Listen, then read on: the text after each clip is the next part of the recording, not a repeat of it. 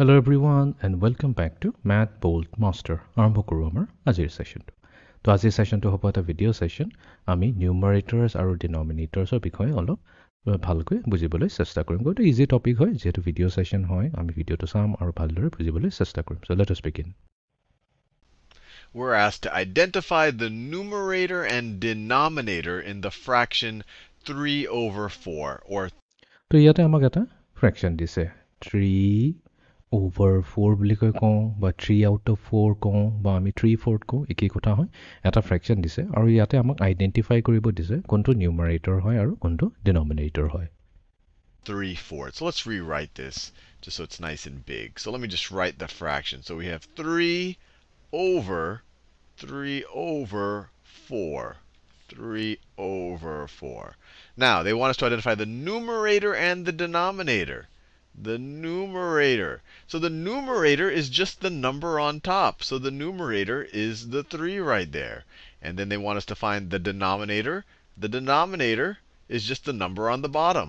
It's একেবাৰে simple হয়। যোনটো নাম্বাৰটো ওপৰত থাকে সেইটোক আমি কওঁ নিউমাৰেটৰ। এইটো হৈছে নিউমাৰেটৰ, NUMERATOR। আৰু যোনটো নাম্বাৰ আমাৰ তলত থাকিব, নাই যোনটো আমি ইকুৱেল পাৰ্টছ বুলি কৈছিলোঁ, সেইটোক আমি কওঁ সেইটোক ডিনমিনেটৰ। ডিনমিনেটৰ ঠিক আছে, okay. the 4. So if they say, what's the numerator? 3. What's the denominator? It's 4, just the number on the bottom. They could have just called this the number on the bottom. They could have just called this the number on top. Now, to think about what this represents, what this fraction represents, you can think of it of 3 out of 4 pieces of a pie. That's how I think about it. So you can imagine the denominator tells us what are we taking a fraction out of, or how many pieces are there. So let's imagine a pie like this. So we could draw it. So এইটো obviously ইয়াৰ বিষয়ত আমি বহুত ডিটেইলছত কথাই পাতি আছোঁ। এতিয়ালৈকে যিমানখিনি ছেশ্যন কৰিলোঁ, যিমানখিনি প্ৰব্লেম কৰিলোঁ, তো 3/4 আমি এইটো বুজিবলৈ কাৰণে কি কৰিম, এটা চাৰ্কেল এটা ল'ম, বা এইটো আমি এটা পাই এটা ল'লে হ'ব বা পিজ্জা এটা ল'লেও হ'ব, যোনটো চাৰ্কেলৰ পিজ্জা হৈ গ'ল আমাৰ। Like, well, we could draw it as a square pie. So we could draw it as a square pie. So this is what the denominator represents. This is what the number on the bottom. তো ইয়াতে actually square ল'লে, স্কুৱেৰটো অলপ easy হয়, আঁকিবলৈও easy হয়। Let's চে এইটো হৈছে আমাৰ এটা স্কুৱেৰ কেক, ঠিক আছে, স্কুৱেৰ কেক। আৰু এইটোক আমি কি কৰিম, এটা অলপ ভালকৈ আঁকি লওঁ। তো এইটোক আমি এই স্কুৱেৰ শ্বেপত থকা কেকটোক আমি 4টা পাৰ্টত যেনেকৈ এনেকৈ ডিভাইড কৰিলোঁ, ঠিক আছে। মাজেৰে এনেকৈ ডিভাইড কৰিলে 2টা পাৰ্ট আহি যায়। আৰু অলপ ভালকৈ আঁকি লওঁ, বিকজ ইকুৱেল দেখা নাই। কথাটোৱে হৈছে মেইন আমাৰ ইকুৱেল হ'ব লাগিব, ঠিক আছে। এইটো হৈ গ'ল 2টা ইকুৱেল পাৰ্ট। আৰু আমি মাজেৰে এনেকৈ কাটি দিম। তো এতিয়া আমি কি পাই যাম, 4টা ইকুৱেল পাৰ্ট পাই যাম। Represents. And then 3 says we are representing 3 of those 4 pieces.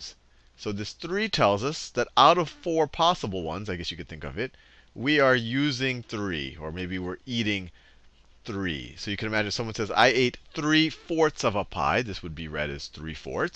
They're eating the blue portion of the pie if we cut it this way. If we imagine a round pie, it would look like this. Let me draw a round pie. So that is my round pie. Let me cut it into 4 equal pieces, or roughly equal pieces. And if someone says, I ate 3/4 of this pie, where the 3 is the numerator, and then the 4, and you'd read that as 3/4, the 4 is the denominator, they would eat this much of the pie. They would eat 3 of the 4 pieces.